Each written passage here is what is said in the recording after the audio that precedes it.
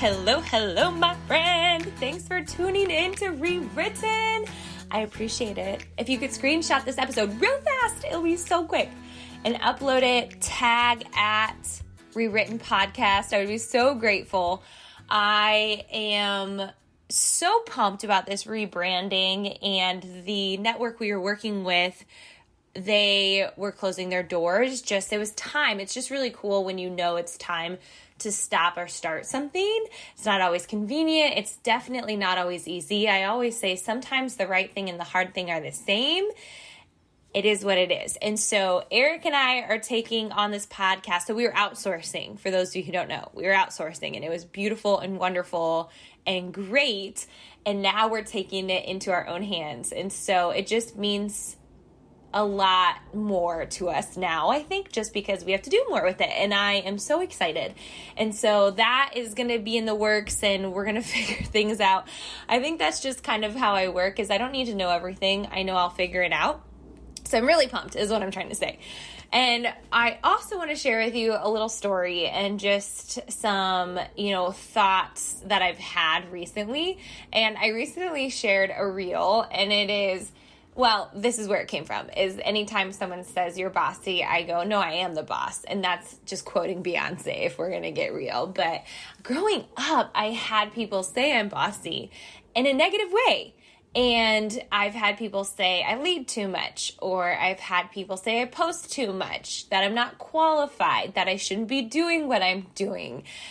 And the list goes on and on of, you're really quitting teaching? She really quit teaching? How dare her? The audacity. I had someone still commenting on that they couldn't believe I left the classroom mid-year, 4 years after I had left the classroom. Isn't that wild to think about? I mean, we had family members sending newspaper clippings for job interviews and all the things. And we just trusted our gut, and we trusted this process. So 2 things on teaching. It's going to all make sense at some point, I promise. 1, I'm an Enneagram 8. We love control. So when life feels out of control, we avoid things. I'm going to go with that instead of weak. We avoid certain things when we feel out of control. And so when I feel stressed in my own life, in my dreams, I have dreams of me being in the classroom again, having no control over my classroom. Isn't that wild? And that means somewhere in my life, I'm out of control. So that's just a fun fact about me. So if I have a quote unquote bad dream or a nightmare, that is what it looks like. It's not spiders, it's not bees, which bees are my greatest fear, and whatnot. It is literally a chaotic classroom. 2, teaching. I love it. I love it so much. I loved serving kids who I believe are at a disadvantage. I think it's not fair. And I think that I had this huge calling to want to show these kids that they could be anyone that they wanted to be. And I feel that way with Rewritten. I want you to realize that. I have this huge anthem in my life of rewriting your story, that no matter how you were brought up or even your current circumstances, I truly believe that you can live the life that you want. You can take the hard and use it and connect with other people, turn it into lessons, teach other people through your own pain and triumph. I just believe that so deeply. And so it just made sense for me to become a teacher in the city of Milwaukee. I loved it. And I was not the smartest teacher. In fact, education and, I have test anxiety, were more of a challenge for me. Eric and I were discussing the other day that I was so embarrassed by this a long time ago. Now I don't, because of what I've done with my life. But back then, and maybe even while teaching, it was really embarrassing to know my ACT score was about a 16. I'm not even kidding. And I think I was dating a guy in high school who was at the top of the class. So I just felt like an imposter. I felt really dumb. Book smart was not my thing. Anyway, I was people smart though, and I knew how to believe in people. So I wasn't the smartest teacher. I didn't have the best lessons, but dang, could I believe in my kids. I believed that they could do anything and that they could figure it out and that they could have patience and trust the process and that it would click, that they could be decent, kind human beings, that they didn't have to leave the city of Milwaukee to make an impact, that they could use their gifts and they could use what has been hard in their life for the good. That is how I taught. And we did amazing. My kids grew a lot, whether it was with test scores, personalities, behavior, and I'm really proud of that. And so I just think that the first lesson here is belief. I have this saying, I just shared this with my team. We drink a pre-workout. It's called Energize. If you don't have it, it's all plant-based. It's so good. I don't know how people do life without it, but it's this whole concept of believe in yourself more than you believe in Energize, because we believe in Energize. It just helps you mom better. It helps you do life better, all the things. Believe in yourself more. Energize is awesome. You're more awesome, right? And so belief in yourself and your abilities, and that it doesn't always have to be good all the time. I'm naturally an underdog and it drives me crazy sometimes, but I just know that's how I work. I have more grit when I feel like the underdog.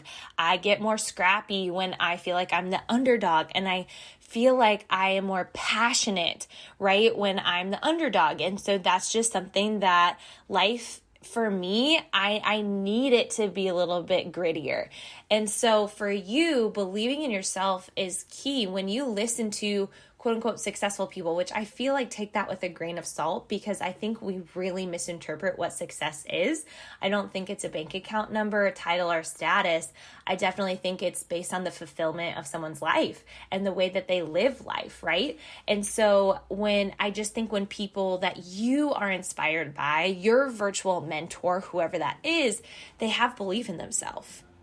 They count on themselves. They know that they can do it. I was just recently trying to hit a goal, and I was kind of coming down to the wire with it. And I'm just like, oh, it's just 100% going to happen. It's just a non-negotiable. I don't break this promise with myself. I show up, I figure it out. I create 100 game plans until it's done. That's just my mentality, right? So belief in yourself. Second, with teaching, I've had people say things along the journey, and you'll hear me say this often, right? You're bossy, you lead too much, you post too much, you're not qualified to do this.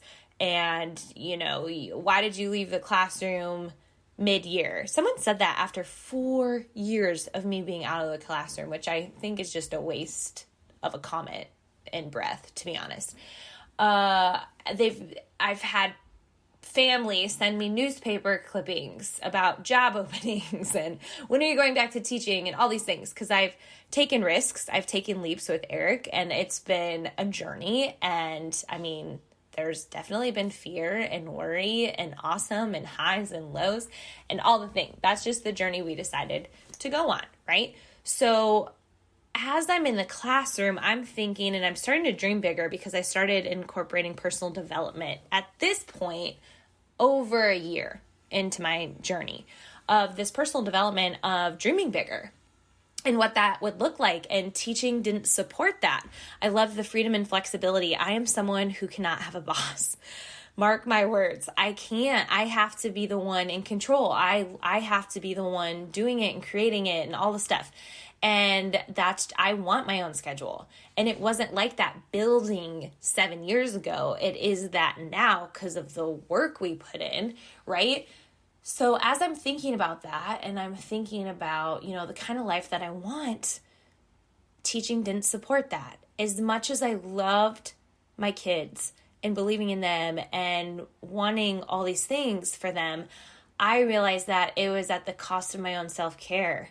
I don't want to say the cost of my soul, because that is like deep and dark and hard and heavy. And I don't know if that's entirely accurate, but definitely at the cost of hobbies, the cost of doing things in my future that I wouldn't have been able to do, right? So you have to have a belief in yourself, but then 2, of rewriting your story. But 2, you've got to ask yourself, are you on the path to helping you rewrite that story? So for me, when I started to make an income with this business that was matching my teaching income, and maybe a little bit less actually at the time, I just was like, I'm having so much fun. I don't feel stressed with this. I feel so called to this. And I just recently read someone say they left their career for their calling. That is exactly how I felt, because I knew that this journey of entrepreneurship was going to support the lifestyle and life that I wanted.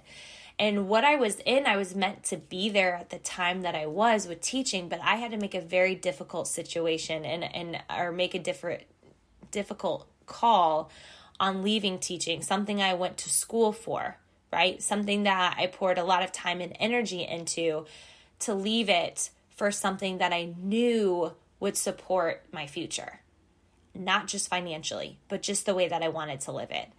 So believing in yourself and then also trusting yourself. And it's not going to all make sense. It's not necessarily a pro and con list. It's more of what is the best case scenario list. Which one is more fulfilling list? Which one excites me more list? Not a pro and con, because if I would have made that list, it would have been really easy not to do it. But I had to make a list that went into my passions, my calling, my determination, my vision for all of that. So rewriting your story is a step at a time. And I think when you allow yourself to position it, because I hear people say, I'm feeling like crap, but I'm not willing to do anything about it. They don't say that part. They say they're not feeling their best, and then they don't have time. Or they're trying to pay off all this debt, but they don't want to create a quote unquote side hustle, which I don't really believe in side hustles. I have a whole philosophy about that. It doesn't matter. Anyway, where this, side hustle could help them pay off debt faster, but instead they don't have time for it. So I don't really think it's time. I think it's priority. And you have to trust yourself. You have to trust that you can figure it out. Fear is there, and leverage it. Put it out there and just move yourself forward. Rewriting your story is not easy, but it's worth it. Rewriting your story requires certain sacrifices and disciplines and non-negotiables. Rewriting your story is years in the making, not hours and days in the making. It takes time, and you believing in yourself, you trusting yourself the most. And then lastly, like I said, I had mentioned this before, people projecting on you, commenting about you, or using your strengths as disadvantages doesn't serve you. So when someone says you're too bossy, I am the boss, right? You lead too much. What does that even mean? You post too much. Why is that bothering you so much, right? Lean into what you're awesome at instead of thinking it's a disadvantage in life, or that you should tune it down a bit because it makes someone else feel uncomfortable. You get on with yourself because you've got what it takes, everything already inside of you. Let's rewrite our stories. Let's do it together. Thank you for tuning in to Rewritten. I am so pumped that you are here. I love this podcast. I love this community. I'll talk to you soon.